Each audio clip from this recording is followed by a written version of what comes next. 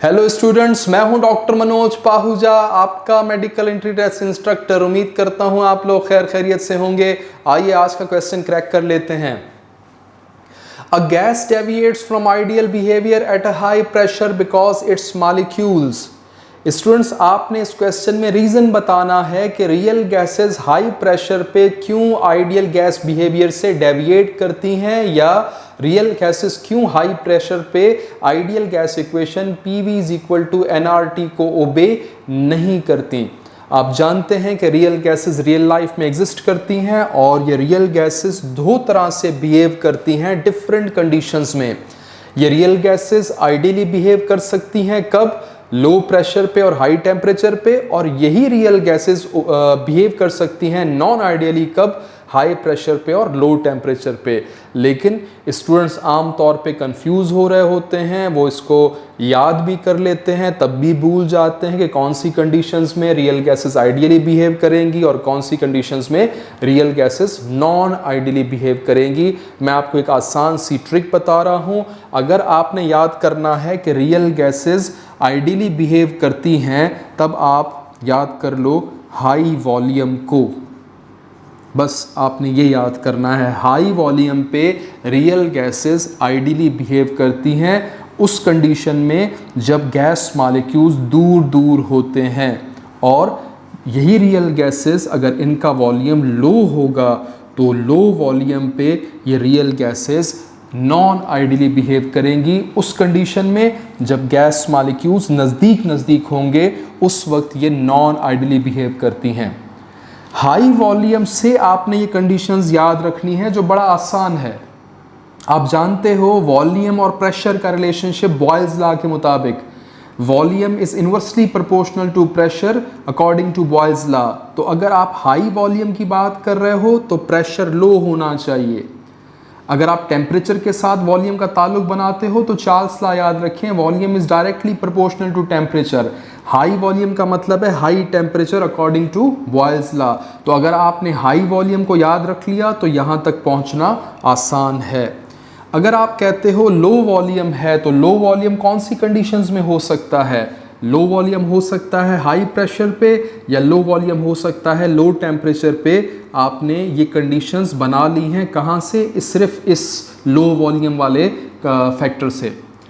अब यहाँ पर सवाल पैदा होता है कि हाई वॉल्यूम पे रियल गैसेस क्यों आइडियली बिहेव करती हैं और यही रियल गैसेस लो वॉल्यूम पे क्यों नॉन आइडियली बिहेव करती हैं? इस सवाल के जवाब को ढूंढने के लिए आपको देखना होगा काइनेटिक मॉलिक्यूलर थ्योरी के दो पोस्टुलेट्स को। पहला पोस्टुलेट ये कहता है कि a gas is composed of large number of particles either atoms और मॉलिक्यूल्स। ये बात आप जानते हैं कि gas is composed of large number of molecules. They are so small, ये मॉलिक्यूल्स इंतहाई छोटे होते हैं compare to the distance separating them. अगर हम इस डायग्राम को चेक करें, यहाँ पर हमें गैस मॉलिक्यूल्स छोटे छोटे ब्लैक डॉट्स की शक्ल में नज़र आ रहे हैं। ये बहुत छोटे साइज़ के हैं, इतने छोटे कि अगर हम इनके दरमियान फासला देखें तो वो कई गुना ज़्यादा है। Distance between molecule is very much greater as compare to the size of the molecule. इसीलिए पहला पोस्टुलेट कहता है कि आप एक सिंगल मॉलिक्यूल के वॉल्यूम को इग्नोर कर सकते हैं, निगलेक्ट कर सकते हैं as compare to total volume, क्योंकि इसका साइज़ इंतहाई छोटा है as compare to the distance. ये डिस्टेंस जितना ज़्यादा होगा उतना ही मॉलिक्यूल का छोटा साइज़ इनवैल्यूएबल होता जाएगा, उसको निगलेक्ट किया जा सकता है। और डिस्टेंस ज़्यादा होने का मतलब ये है कि गैस का वॉल्यूम हाई है। हाई वॉल्यूम पर गैस मॉलिक्यूल्स दूर दूर होंगे, डिस्टेंस ज़्यादा होगा। और हाई वॉल्यूम हम कब अचीव करते हैं? लो प्रेशर पे और हाई टेम्परेचर पे। तो जो पहला पोस्टुलेट जो बातें बता रहा है वो बिल्कुल सही साबित हो रही हैं। कौन सी कंडीशंस पे? लो प्रेशर पे और हाई टेम्परेचर पे। इसलिए रियल गैसेस ओबे करती हैं गैस लॉज को इन कंडीशंस में। लेकिन यही रियल गैस लो वॉल्यूम पर जब मॉलिक्यूल्स नज़दीक नज़दीक आ जाएंगे, कैसे? लो वॉल्यूम कैसे अचीव किया जाता है? हाई प्रेशर करके या फिर लो टेम्परेचर करके। हाई प्रेशर अप्लाई करने से या टेम्परेचर को डिक्रीज़ करने से मॉलिक्यूल्स नज़दीक नज़दीक आ जाएंगे, वॉल्यूम कम हो जाएगा। अब जब वॉल्यूम कम हो गया है तो इसका ये मतलब है कि डिस्टेंस काफ़ी कम हो चुका है। जब डिस्टेंस कम हो जाता है तो सिंगल मॉलिक्यूल के वॉल्यूम को निगलेक्ट नहीं किया जा सकता।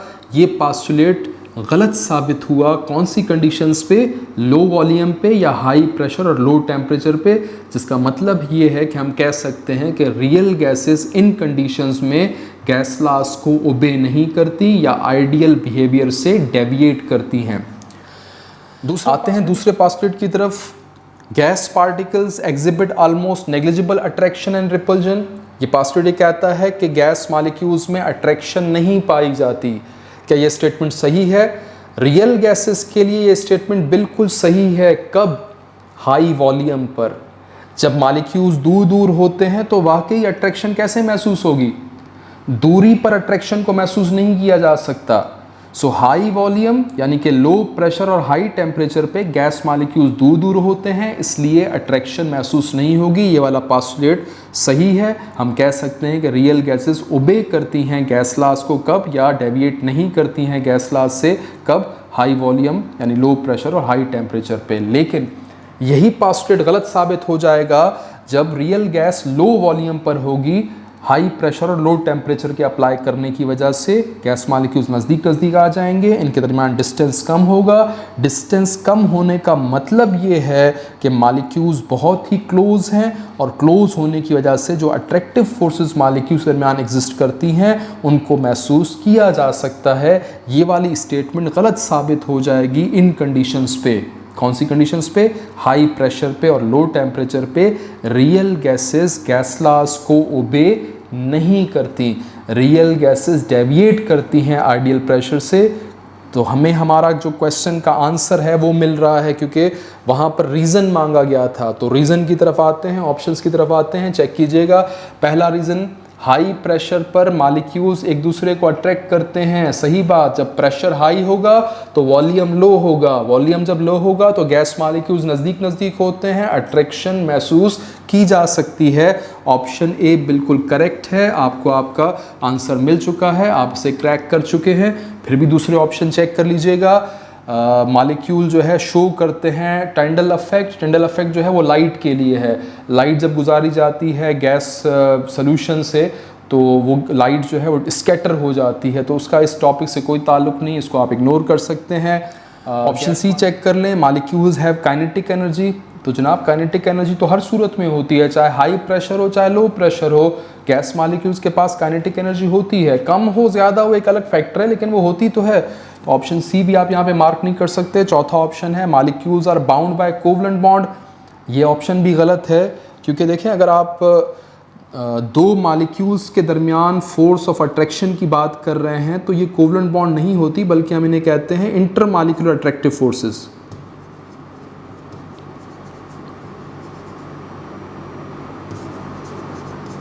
डायपोल डायपोल इंटरेक्शन आपने नाम सुना होगा। डायपोल इंड्यूस्ड डायपोल फोर्सेस आपने नाम सुना होगा। लंदन डिस्पर्शन फोर्सेस हो सकती हैं। जो कोवलेंट बॉन्ड है वो एक इंट्रा मॉलिक्यूलर फोर्स है, वो मॉलिक्यूल के अंदर पाई जाती है बिटवीन एटम्स। यहाँ पर जिक्र हो रहा है मॉलिक्यूल्स के दरमियान की फोर्सेस का, तो मॉलिक्यूल के दरमियान की फोर्सेस कभी भी कोवलेंट बॉन्ड या आयोनिक बॉन्ड नहीं हो सकती। मॉलिक्यूल के दरमियान जो फोर्सेस पाई जाती हैं वो है इंटर मॉलिक्यूलर अट्रैक्टिव फोर्सेस। तो ऑप्शन डी भी नहीं हो सकता। करेक्ट ऑप्शन है ऑप्शन ए, आप इसको नोट कर लीजिएगा।